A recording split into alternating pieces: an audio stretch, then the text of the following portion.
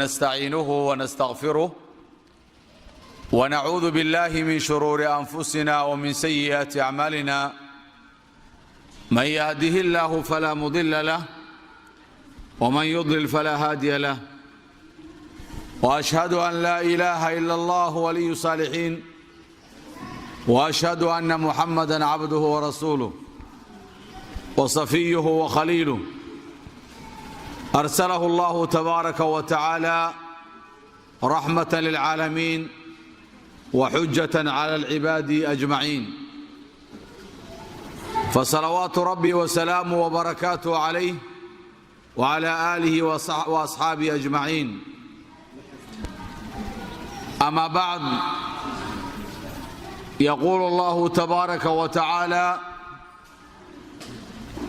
يا أيها الذين آمنوا اتقوا الله حق تقاته ولا تموتن إلا وأنتم مسلمون walaalayaal waa galab khamiis ah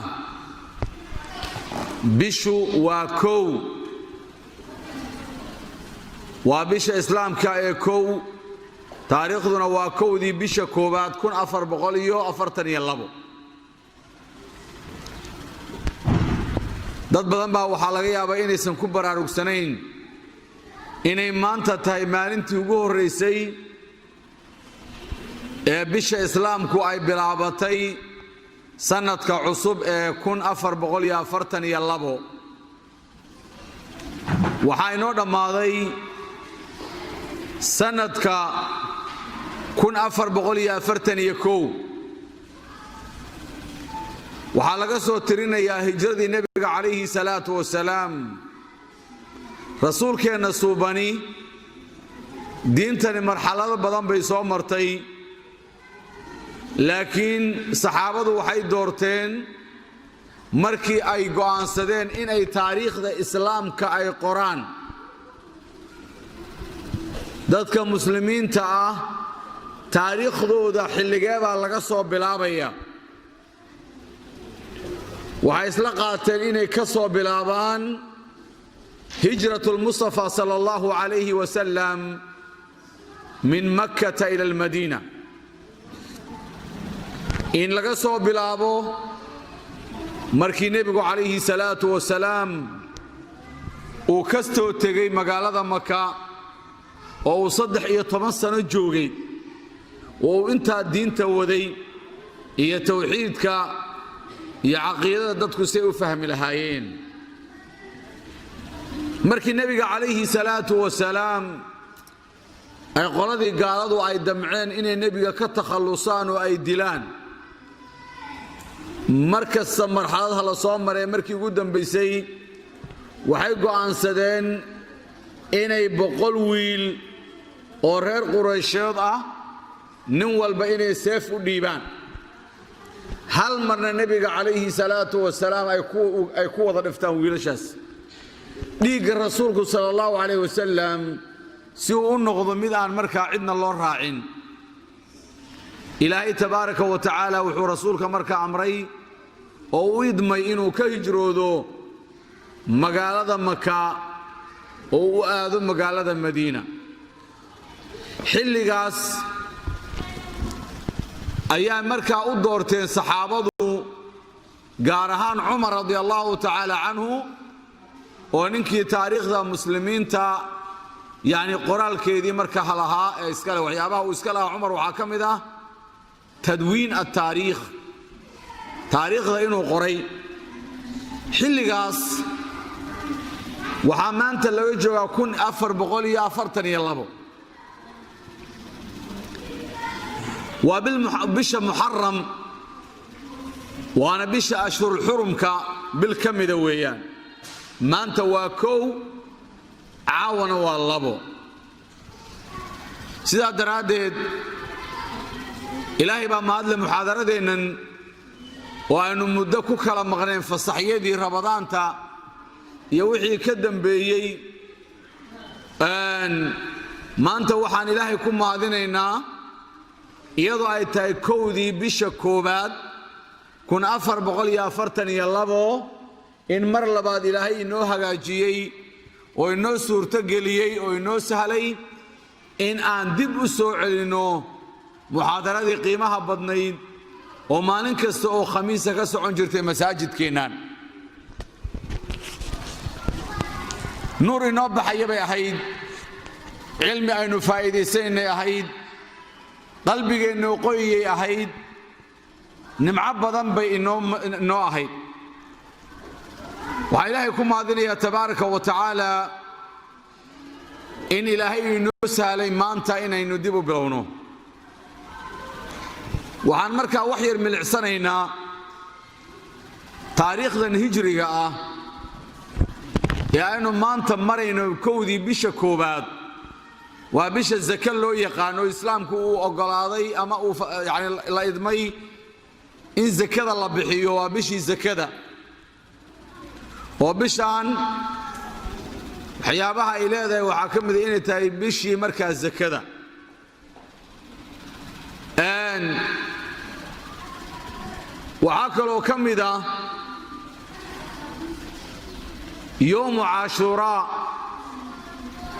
طبعا كان بش محرم وما ننتي إلهي تبارك وتعالى نبي الله موسى وكبد بادية فرعون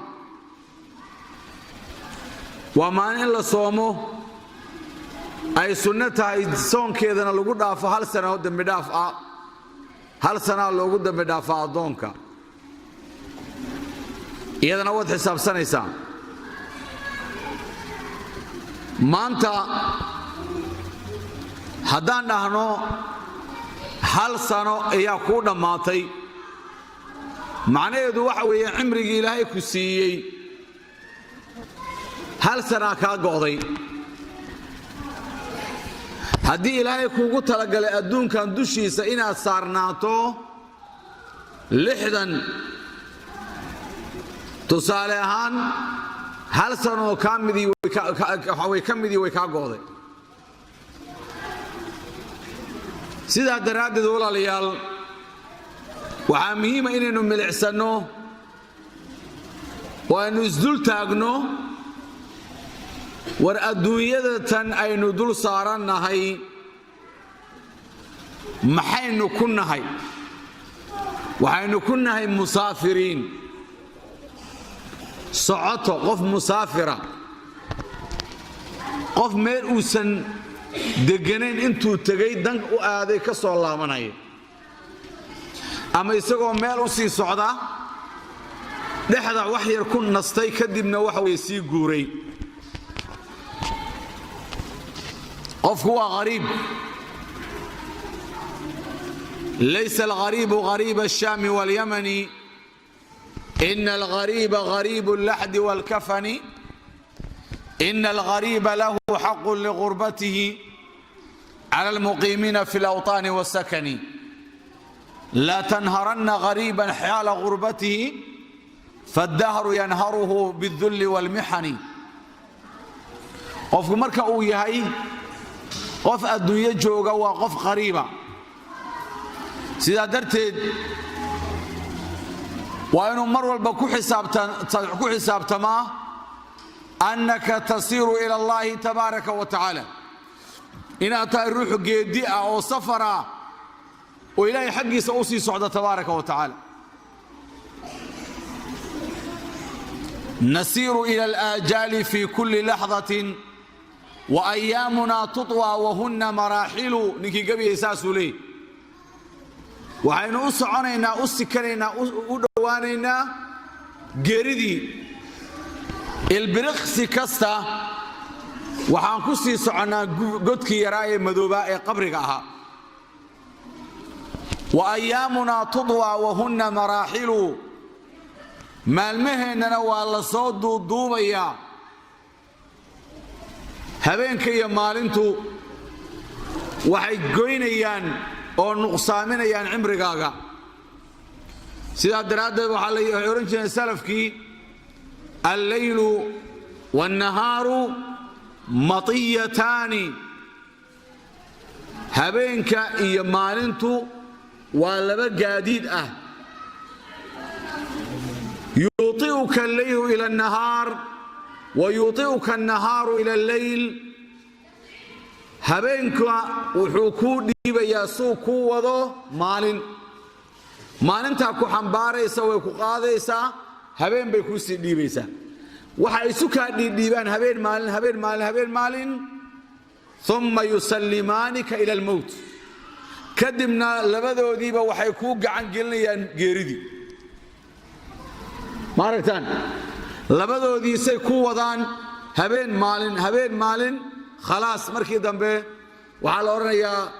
la layla lahu wala nahar bal la sa'ata lahu wala lahza qofkan habeena uma harin مال أمهرين ساعد أمهرين البرغس أمهرين إرساقي أمهرين خلاص وهذا ما ذي وقت جيس فإذا جاء أجلهم لا يستأخرون ساعة ولا يستقدمون مركا جشود أيتي مادو وحنا لقد من ما ينتي لسيه وحنا لو قدر ما ينتي لو قلت لك waxaad dareemi karaysaa nabiyullaahi ciisa ibnu maryam calayhi salaam ayaa waxyaabaha cajaa'ibka ah ee laga soo guuriyey waxaa ka mid ahaa wuxuu oran jiray ucburuuha walaa tacmuruuha adduunyadan gudba sidii ruux gudbayoo kale nalka sidii ruux gudbaya u mara laakiinse waxba ku mashquulnaha camirina wuxuu kala oran jiray man dha alladii yabni calaa mawji albahri daara fatilkum addunya falaa tattakhiduuha qaraara wuxuu oran jiray aad weydiiye bal waxaad is weydiisaan waa kuma qofka badda korkeeda guriga ka dhisanaya biyaha dushooda macquul ma tahay inuu qofku biyaha dushooda uu guri ka dhisto oo waxaan suurta galayn wuxuu oran jiray tilkum addunya taa aan idiin sheegay qofka guriga ka dhisanaya badda markaan leeyahay wuxuu leeyahay waa adduunyada falaa tattakhiduuha qaraara haka dhiganina meel aad ku xasishaan oo aad ku sugnaataan ilaahay tabaaraka wa tacaala waxa uu leeyahay kullu shay'in haalikun ilaa wajha wax kasta oo ilaahay tabaaraka wa tacaala uu abuuray oo dhan way dhammaanayaan ninkii gabiya waakiilaha wa kullu banuu untha wa in taalat salaamatuhu يوما على آلة حدباء محمول يعني قف كستا وهو يدشي سوى البو الدنيا وقلنا ولا ذو قرى حيث جوجو لكن وحى الله با إن مال سريرت النحش كاليرا ضواتا مساج كتالا سريرتاس دتك ودن با اسكله dadka oo dhan way wadaagaan rag iyo dumar iyo caruur iyo waayeel ma kala leh sheekh iyo shariifna ma kala leh qani iyo faqiirna ma kala leh laandheere iyo laagaabna ma kala leh waa foolxiyahay waa qurux badayay ma kala leh waxa weeyaan sariirtaasi waa sariirul jamiic kulligeen sariirtaas ay naga dhaxayso ogaada وكل بنو أنثى وإن طالت سلامته يوما على آلة حدباء محمول روح والبو مال مالمها كمدة وعاد كو حساب تنتا إن عاد نغونيسو كو الله سارو نحش كائسا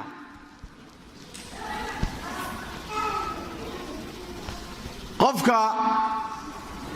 انت النولي هي waxaa la rabaa inuu ka faa'iideysto cumriga ilaahay uu siiyay tabaaraka wa tacaala sidaana wuxuu ku noqonayaa qofka dadka oo dhan ugu caqliga badan xadiidka saxiixa nabigu wuxuu yiri calayhi salaatu wasalaam alkayisu من دان نفسه وعمل لما بعد الموت والعاجز من أتبع نفسه هواها وتمنى على الله الأماني. والنبي عليه الصلاة والسلام الكيس روح عقلك بدن نكت له فكريا وقفك نفتي صلح حساب تمام مركا لبادنا وشقيستا waxa geerida ka dambeeya waa qabri iyo qiyaame waa su'aal iyo xisaab waa janno iyo naar waa farxad iyo murugo waa shar iyo khayr waa raalli ahaansho ilaahay iyo cadho ilaahay sidaa darteed waxaa nebigu yidhi calayhi salaatu wasalaam qofka caqliga badani waa qofka naftiisa la xisaabtama waxaad arkaysaa nebiga calayhi salaatu wasalaam markuu ka hadlayey nimcooyinka ilaahay addoommada uu siiyo waxaa ka mida laba nimco oo dadku aanay garan oo aanay ka faa'iideysan marka ay waayaan mooyaane laba nimco dadku marka ay haystaan kama faa'iideystaan wuxuu yidhi nicmataani maqbuunun fiihima kathiiru min annaas laba nimco waxaa ku dagan waxaa ku rafaadsan waxaan ka faa'iideysanaynin inta badan dadku kama faa'iideystaan laba nimco nicmataani maqbuunun fiihima kathiiru min annaas labadaa nimco maxay yihiin alsixatu waalfaraaq caafimaadka iyo firaaqada jaaniska inta haysato firaaqada markaa waxaa ka mid a xataa inta aad nooshahay jaanis baad haysataa oo nebigu calayhi salaatu wasalaam wuxuu yidhi xadiidka saxiixa ah istafid khamsan qabla khamsin shan arrimood ka faa'iidayso inta aanay shan arrimood ku soo gaadhin maskaxda aad u fur shan arrimood ka faa'iidayso inta aanay shan arrimood kugu iman shantaas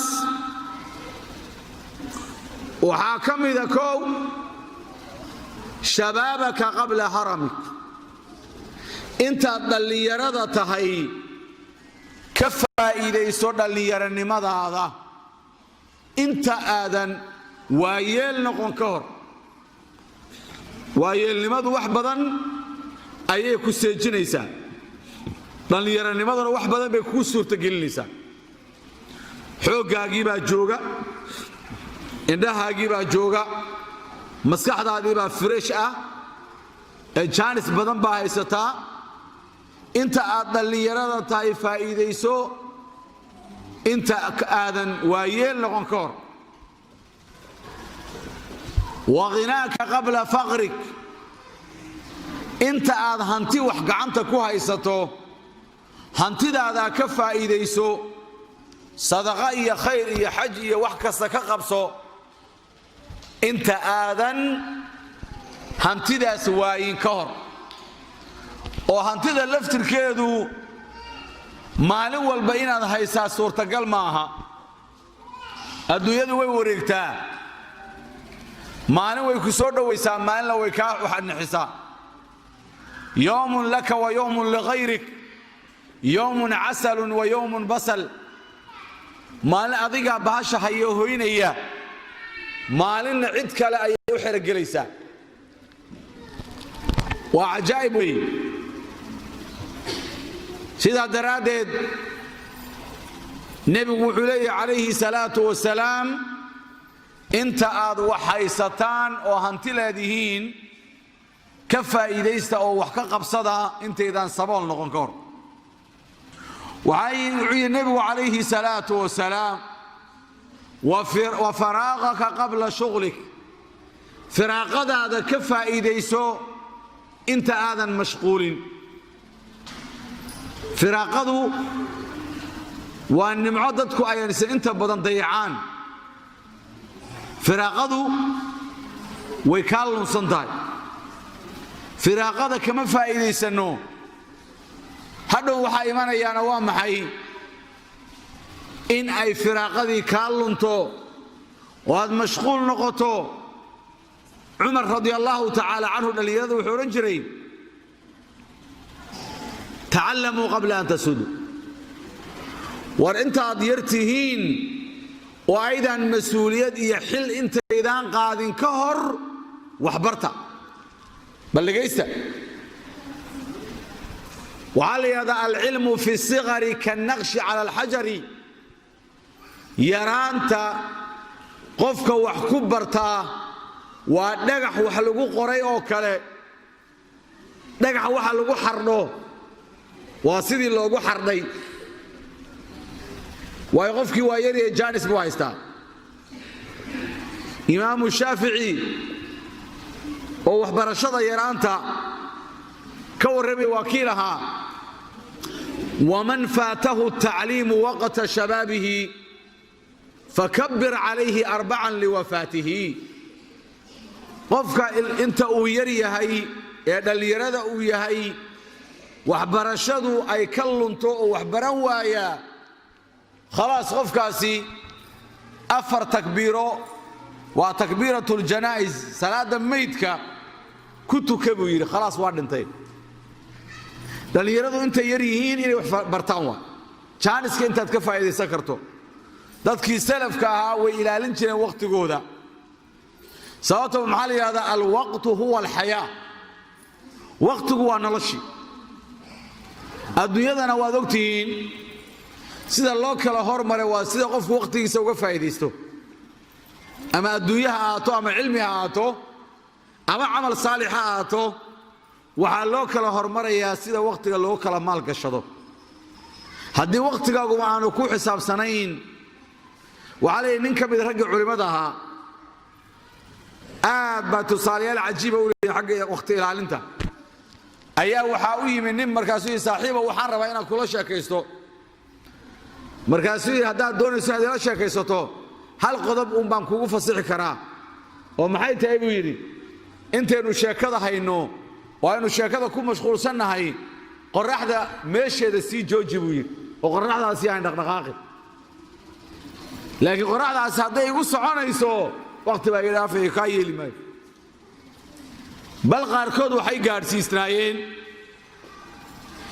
isagoo waqtiga ka faa'iideysanaya musqusha marka uu galo inuu gabadh walaashiisa ama qof uu yiraahdo inta aan musqusha ku jiro xadiidka iyo casharka akhri si aan u dhageysto oo aan waqtiga uga lumin oo irida hadar moobilada qofka shidan kara hada musqusha ku jira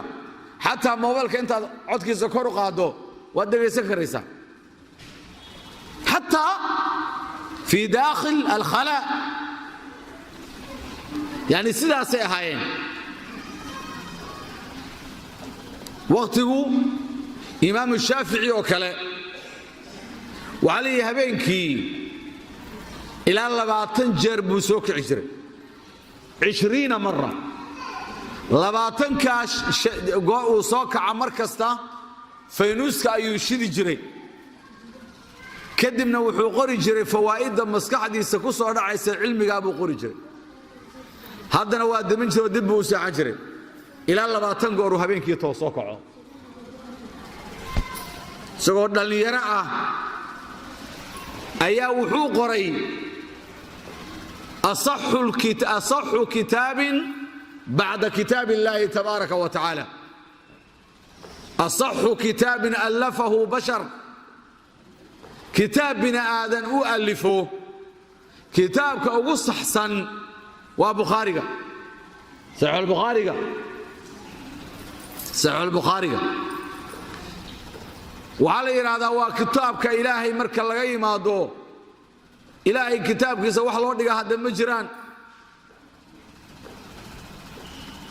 لكن كتبت بني آدم كو أي قرين أو نوى كتاب كو صحيح حسن وعامركا مهمة فراقدنا كفايدي سنو وعاكو النبي عليه الصلاة والسلام شنتي قضب وياني وصحتك قبل سقمك عافماتك وقفا إيديسو انت آن حنونك كسو قارين انت آذن جرن يا عافماتك قبطو كفا إيديسو النبي عليه الصلاة والسلام ما انت مركان عافمات قبطو waxaad gaari karaysaa inaad wax dhageysato inaad wax barato inaad wax akhrisato inaad cibaadeysato inaad tukato inaad khayr ka shaqeyso bal waxaad fiirisaa xanuunka dadka la jiifa bal dhakhtarka fiiri bal guryaha fiiri bal dadka miirka laga qaaday ee waalan fiiri ee suuqyada ordaya iyagoo qaaqaawan bal waxaad fiirisaa dadka waxa weeyaan koomaha ku jira dadka lugta iyo gacantu ay qallashay fiiri kuwa indhaha beelay fiiri kuwa waxa weeyaan xanuunada awgeed aan la kici karin fiiri caafimaadkaagu waa qaali سيدا درتد وحال يرادا الصحة تاج على رؤوس الأصحاء ولكن لا يراه إلا المرضى عافماتكو وتاج بقرتويو قفك عافماتك قبا إلهي دوشا وكساري لكن قفك عافماتك قبا ما أركو إنو نمعها يستو waxaa garanaya nimcada caafimaadku uu leeyahay qofkii waaya saq dhexe marka goos laga qabto waad seexan weydo ama madaxa laga qabto ama waxa weeyaan xanuun ku qabto waa dareemi karaysaa dhibaatada aad dareemayso caafimaadka laakiin marka habeenkii intaad maqribkiisa cishii seexato salaada subax aad u kacdo الحمد لله وعلى يا وين هذا دريم من معاد السيادة دتك قاربة وحاجرة هبين أذي كوتها دتك قاربة هبين بهبين وهين دتك قاربة هبين كي مركل لقى حنون كسو حاضرة دتك قاربة هبين كأور دم هردان قونين حنون قدرت القافة قفة كورانية أنت أو سنة مسيحا قفة هبين كوحج على السنة يا إنا لقى سيحانين الله شاكيو ومعنا وحوي يسووا سيحانين بقى سادرت وحوش على السنة يا إن لو سجدوا أيوج على السنة وحصلوا ونمعوا وعاكل النبي عليه الصلاة والسلام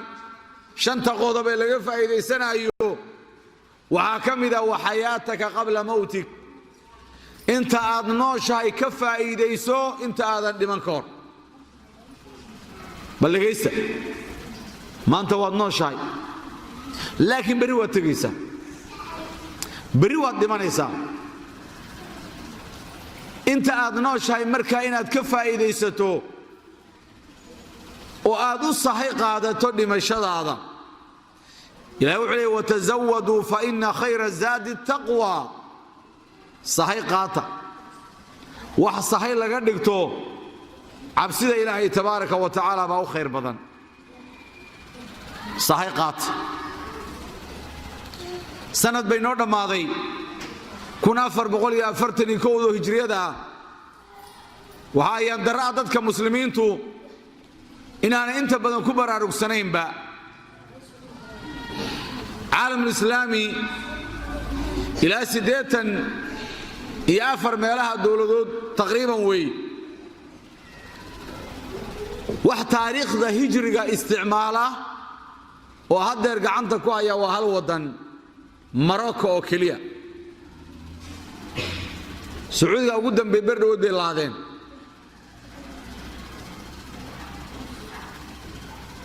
waxaan leenahay markaa oo isku baraarujinaynaa cimrigeennu wuu gurmaya, cimrigeennu wuu sii socdaa, cimrigeennu wuu sii duugoobaya, cimrigeennu wuu sii nusqaamaya, cimrigeennu wuu sii caatoobaya, naxiif baad sii noqonaysaa, caato. sidaa darteed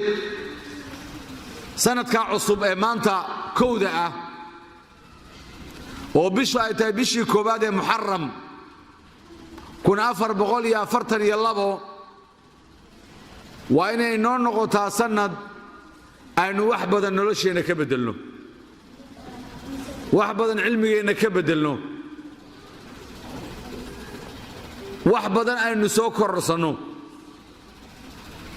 aynu ku xisaabtanno inay dhici karto inaynaan sanadka dhammaysan.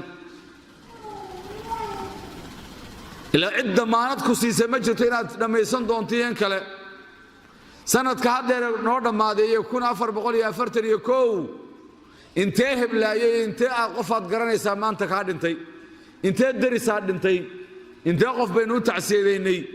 intee xabaalaha aynu geynay. daraataa ugu dambaysay waxaan joognay qubuuraha, mayd baan qaadnay, 5 mayd baa laysugu keenay, 5 baan ku tukannay. 5 u malayn maayo meesha intaan joogin inay saacad dhammayd. 5 mayd yaa la iska soo daba dhigay. waxaan leenahay marka walaalayaal, kelmaddeenu maanta waa atadkira. qofka waxaa la odhanayaa aakhiro awalam nucammirkum maa yatadakkaru fiihi man tadakkara wa jaa'akum annadiir. miyaan aanan idin siin cimri uu ku waana qaato ruuxa doonaya inuu waana qaato, kii digayaysa miyaanu kuu iman. waxaan rajaynaynaa ilaahayna aan leenahay allahuma ahillahu calayna biاlamni wاliimaan wاsalaamata wاlislaam wاltawfiiqa lima tuxibuhu watardaa. ilaahay waxaan weydiisanaynaa bishaas inoo bilatay ilaahay inuu bil khayr inooga dhigo, sanadkaas sanad khayrad ilaahay inooga dhigo tabaaraka wa tacaala. sanadkaasi inoo noqdo sanad sharaf iyo cizi iyo nabadgelyo iyo horumar iyo nimco iyo barwaaqo iyo cilmi iyo macrifo iyo waxa weeyaan ummadda islaamka oo kor noqota ilaahay inooga dhigo tabaaraka wa tacaala. waxaan ilaahay weydiisanaynaa inteennan iyo inta la midkee soo gaadhay ilaahay tabaaraka wa tacaala inuu dembi dhaaf iyo naxariis, maadaama aan weynaynayno nebiga calayhi salaatu wasalaam taariikhdii islaamka aan weynaynayno, nebi maxamed calayhi salaatu wasalaam hijradiisii aan xusuusanayno iyo dhibaatadii uu nebigu soo maray sal allah alay wasalam. waxaan rajaynayaa insha allahu tacaala ilaahay waxaan weydiisanaynaa oo ka rajaynaynaa ka baryaynaa ilaahay inuu bisheeda barwaaqo iyo khayr iyo nabadgelyo alla inuu gaarsiiyo tabaaraka wa tacaala. insha allahu tacaala kelmadeennii ku saabsanayd sanadka cusub intaas ayaan ku joojinaynaa.